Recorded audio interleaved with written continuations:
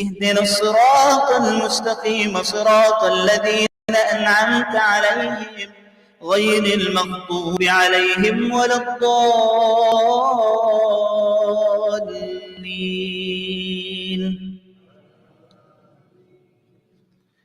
وإذ قال موسى لقومه يا قوم اذكروا نعمة الله عليكم إذ جعل فيكم أنبياء وجعلكم ملوكا وآتاكم ما لم يؤت أحدا من العالمين. يا قوم ادخلوا الأرض المقدسة التي كتب الله لكم ولا ترتدوا على أدباركم فتنقلبوا خاسرين. قالوا يا موسى إن فيها قوما جبارين وإنا لن ندخلها حتى يخرجوا منها فإن يخرجوا منها فإنا داخلون. قال رجلان من الذين يخافون أنعم الله عليهم ادخلوا عليهم الباب فإذا دخلتموه فإنكم غالبون وعلى الله فتوكلوا إن كنتم مؤمنين. قالوا يا موسى إنا لن ندخلها أبدا ما داموا فيها فاذهب أنت وربك فقاتلا إنا هنا قاعدون. قال رب إني لا أملك إلا نفسي وأخي فافرق بيننا وبين القوم الفاسقين. قال فإنها محرمة عليهم 40 سنة يتيهون في الأرض فلا تأس على القوم الفاسقين. الله أكبر.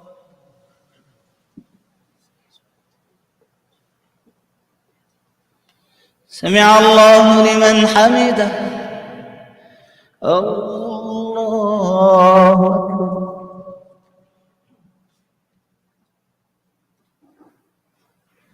الله أكبر.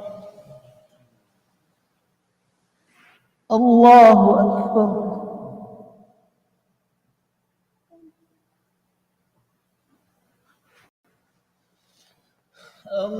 الله أكبر. الحمد لله رب العالمين الرحمن الرحيم مالك يوم الدين إياك نعبد وإياك نستعين اهدنا الصراط المستقيم صراط الذين أنعمت عليهم غير المغضوب عليهم ولا الضالين.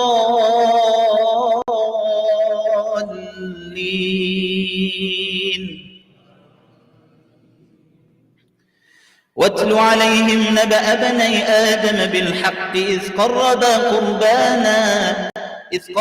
قربانا فتقبل من أحدهما ولم يتقبل من الآخر قال لأقتلنك قال إنما يتقبل الله من المتقين. لئن بسطت إلي يدك لتقتلني ما أنا بباسط يدي إليك لأقتلك إني أخاف الله رب العالمين. إني أريد أن تبوء بإثمي وإثمك فتكون من أصحاب النار وذلك جزاء الظالمين. فطوعت له نفسه قتل أخيه فقتله فأصبح من الخاسرين.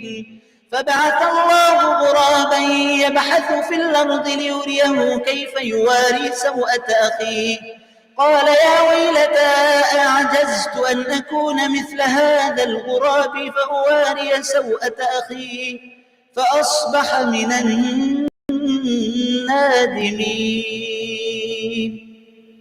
الله أكبر.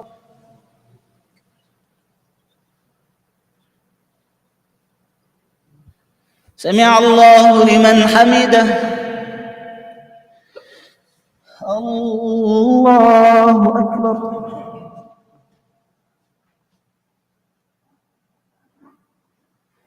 الله أكبر الله أكبر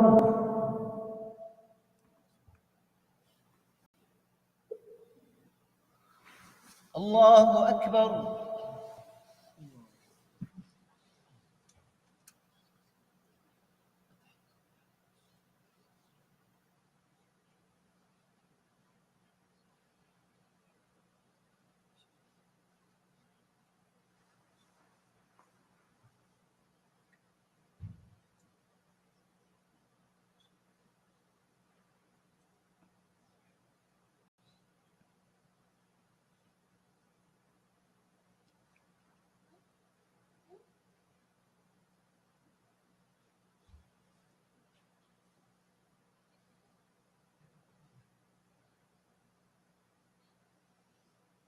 السلام عليكم ورحمة الله السلام عليكم ورحمة الله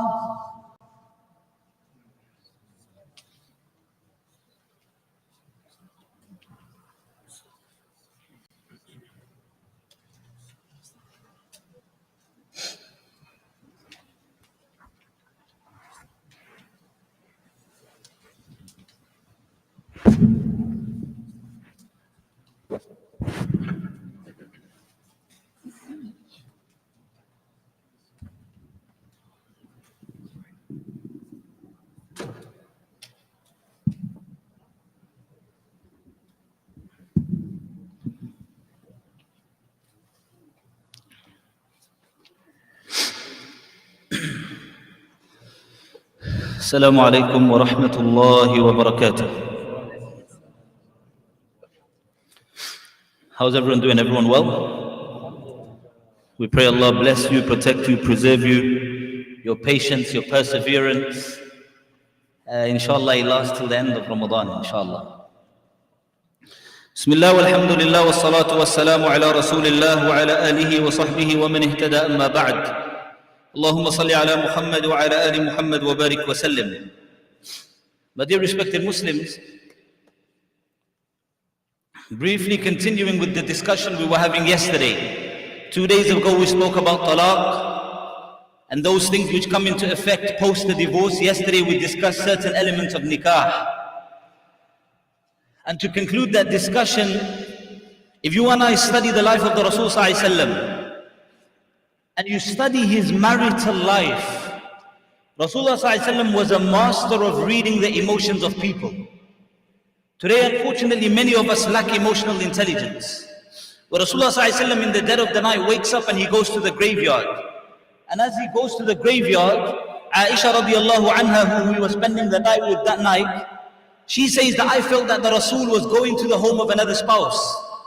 So I got up, I was quiet, and I started to follow him. So the Rasul goes to the graveyard and I'm walking behind him. Now think for a moment. Khair, we'll come to that later. So the Rasul ﷺ goes to the graveyard. He sends salutations on the people of the graveyard and he prays for them, supplicates for them, and he makes dua to Allah for them. And then he turns around. And Aisha radiallahu anha says, when you're supposed to go to another house, she runs home, she jumps into bed, the Rasul comes home and he lays down. And as he lays down, the Rasul ﷺ can hear that she's out of breath, she's panting. Rasulullah ﷺ immediately says, Ya Aish. Rasulullah ﷺ addressed her with a term that showed a lot of love and compassion. He had a nickname for her, Ya Aish. Now take the same example. You leave your phone on the table, you go to the bathroom. And you come back, and when you come out of the bathroom, your wife's got your phone in her hand. Are you going to say, Ya Aish? Are you going to say, Habibti? You're going to start screaming. The Rasul ﷺ, the way he showed you and I that the bedrock of a solid marriage is communication. And when I say communication, the first thing you and I think of is learning how to speak. But 50% of communication is learning how to listen. You and I have mastered the art of speaking, but we haven't mastered the art of listening. They say the first year of the marriage, the man talks, the woman listens. The second year of the marriage, the wife talks, the man listens. The third year of the marriage, both of them scream and the neighbors listen. That's what happens. Once that phase is gone, one man said, I haven't spoken to my wife in like 2 weeks. So someone said, why? What's wrong? He said, no, I never wanted to interrupt her. She'd just been going on and on. It's important to understand listening. The Rasul was a great listener. Where a person says that I went in the city of Medina and the Rasul came and a young girl grabbed his hand and she's, well, you and I would say yapping. She's just talking whatever she wants. But the Rasul let the young girl take her to wherever she wanted. And he lended her an attentive ear. Today you and I feel that it's below me to take the opinion of my wife. I'll become less of a man. It's the battle, it's Sulh al-Hudaybiyah, it's the time of Hudaybiyah. And the Sahaba radiallahu anhum, prior to Sulh al-Hudaybiyah, they come to Makkah al-Mukarramah and they haven't seen the Kaaba in a very long time, over a year. Emotions are high. Sahaba are clad in the ihram. As they come to the boundary of the haram and their gaze is focused on the Kaaba, the kuffar stop them from entering Makkah al-Mukarramah. Every Sahabi's emotions are broken. Every Sahabi is emotionally shattered. They had left their homes with the hope of doing tawaf around the Kaaba. They haven't seen the Kaaba in an entire year. And then the Rasul, when he realizes that we are not going to be allowed to do Umrah this year, and Sulh al-Hudaybiyah takes place, the Rasul tells Sahaba, shave your head and come out of the state of Ihram. Hadith al-Bukhari. Sahaba were so emotionally moved, they were unable to fulfill the command of the Rasul sallallahu alaihi wasallam. You know, you and I, when we think of Sahaba, we think if I was alive in the time of Sahaba, I would have done this and I would have done that. I would have defended the Rasul. So a young man comes to Miqdad radiallahu anhu and he tells Miqdad radiallahu anhu that, you know, if I was in the time of Rasulullah sallallahu alaihi wasallam, I would have carried the Rasul on my shoulders and I would have never let him even step foot on the earth. But I wasn't in the time of Rasulullah sallallahu alaihi wasallam. Miqdad radiallahu anhu tells him, Habibi, hold on a minute. Talk is cheap. How do you know if you were alive in the time of the Rasul, you would have been on the camp of Sahaba and not in the camp of Quraysh? You know how difficult it was to be a Sahabi. You know how difficult it was to be a companion. For you and I to understand how difficult it was, it's the night of Khandaq. Sahaba say it's a cold winter night. Every Sahabi is freezing. Rasulullah sallallahu alaihi wasallam stands up. Sahaba are in front of him. These special people. He says, who from amongst you will go and intercept information from the camp of the kuffar? Pin drop silence. The Rasul asks a second time, who from amongst you will go and intercept information on behalf of us from the mushrikun? You and I think, if I was in the time of Sahaba, I would have been this and I would have... Miqdad radiallahu anhu says, every Sahabi was silent. Every Sahabi was quiet. The Rasul asks a third time. After the third time, Rasulullah sallallahu alaihi wasallam has to appoint Hudhayfah ibn al-Yaman radiallahu anhu to go and fulfill the hukm. Meaning that to be a Sahabi wasn't always the easiest thing. There was a lot of sacrifice that was required. So coming back to this incident, Rasulullah ﷺ tells Sahaba 3 times, shave your head, come out of Ihram. Sahaba can't fulfill the command. It's so, you know, when you're emotionally moved, you're stuck to your space. You can't move, you can't hear, you can't do anything. Rasulullah ﷺ enters his khayma. He goes to Salama radiallahu anha, his spouse. Communication 50%, you learn how to listen. You learn how to acknowledge the opinions of those around you. A good leader and an amir isn't a dictator. It's a person who makes a mashwara with those around him. Rasulullah says, oh Salama, I've asked my companions 3 times to shave their head and come out of the state of Ihram. Oh Salama, my companions are failing to comply with my command. What should I do? So Salama radiallahu anha says, Ya Rasulullah, why don't you go out and exit from the tent, you shave your head, come out of the state of Ihram, and by the qasam of Allah, I feel and my hope is that your companions will follow. He never thought it's beyond him to follow the advice of his spouse. He says, oh Salama, that makes sense. And immediately Rasulullah ﷺ exits from the tent, he shaves his head, he comes out of Ihram, and all of the Sahaba that were around him, they also follow suit. Communication is the foundation of any successful marriage. Communication in terms of listening. Communication in terms of being very careful with what we say. I remember once I was on a flight, and in front of me there was an elderly man, and a young woman came and sat next to him, and they started to chit-chat. And the young woman asked him how long he's been married. He said, I've been married 50 years. She says, what's the recipe for a successful marriage? She asked him, what's the recipe for a successful marriage? And he says that whenever I want to say something, I'm very careful and I process it a couple of times before I bring it onto my tongue. And if it's not going to matter 5 years from now, I won't allow a problem to matter 5 minutes from now. And I ensure that I never say something that I can't unsay. Because once you've said it, جراحات السنان لها التئام وما يجري ما اجترح اللسان. Someone hurts you, you get a wound, you see blood, you put a band-aid and it's done. But once someone says something, to return and take it back, it's impossible. We have to be careful with what we say and how we say it. Coming on to the fourth juz of the Quran, one ayah for reflection. On the first night of Taraweeh in Orlando City, after Salatul Taraweeh, a few youngsters got in a car. One was 18, one was 21. They were all under the age of 21 years. They got in the car after performing the Taraweeh and they were going to play soccer for the evening. And as they got in the car, within 20 to 30 minutes, they met up in an accident. And two youngsters passed away. One was 18 years old, one was 21 years old.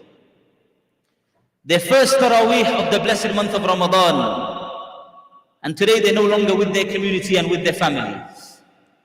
The lesson of the fourth juz is كُلُّ نَفْسٍ ذَائِقَةُ الْمَوْتِ. Every one of us has to die. إن الطبيب بطبه ودوائه لا يستطيع دفاع مقدور القضاء ما للطبيب يموت بالداء الذي قد كان يعالج مثله فيما مضى هلك المداوي والمدوى والذي جلب الدواء وباعه ومن اشترى. Brothers may think every day we're quoting Urdu couplets, so today we gave you some Arabic. But this death, the reality of death, and what have you and I done to prepare for it? The easiest way to ensure a successful death is you and I, seated in Masjid Al-Ikhlaas, learn to have Ikhlaas in our lives. I promise you, a Sahabi comes to the Rasul ﷺ in one of the battles, and he accepts the deen of Islam. And he had sidqun niyyah, he was very clean in his intention of accepting the deen of Allah. He accepts Islam, he participates in the battle, he is made a shaheed. Rasulullah ﷺ says, عَمِلَ قَلِيلًا أُجِرَ كَثِيرًا. He never performed any salah, he never fasted, he never recited Quran, he never done dhikr, he never done dua. But he was so sincere in that acceptance of the deen, Allah blessed him to drink from the cup of martyrdom. Every one of us, كُلُّ نَفْسٍ ذَائِقَةُ الْمَوْتِ. People will carry you on their shoulders. The moment you and I stop breathing, people won't refer to you as Muhammad. People won't refer to you as Ahmed. People will say, where's it? Where's the body? Where's the mayyat? Where's the corpse? Where can we go to view it? Where can we go to see it? How and where can we carry it from? People will do your ghusl. People will make you wear these two pieces of cloth. Time doesn't permit. Allama Iqbal said, from the time of your birth until the time of your death, all you will leave with is two pieces of clothing, two pieces of cloth that will be wrapped around you. And for these two pieces of cloth, you've done so much. You forgot Allah so much. You forgot the sunnah of the Rasul so much. Just for two pieces of clothing? Just for two pieces of clothing, people will carry you, they'll walk you to the graveyard. Your family members will be sobbing. Your son will cry, your daughter will cry, your wife will cry. And then people who are close to you will get into the grave. They'll place you in your grave. And no matter how much your son loves you, he won't say, I love my father so much, I don't want to throw soil and sand over him. He will be the first one to take 3 handfuls of soil, throw it on top of the grave. مِنْهَا خَلَقْنَاكُمْ وَفِيهَا نُعِيدُكُمْ وَمِنْهَا نُخْرِجُكُمْ تَارَةً أُخْرَى. From this earth we created you. In this earth we will return you. And from this earth we will once again resurrect you to stand in front of Allah. وَإِذَا الْقُبُورُ بُعْثِرَتْ.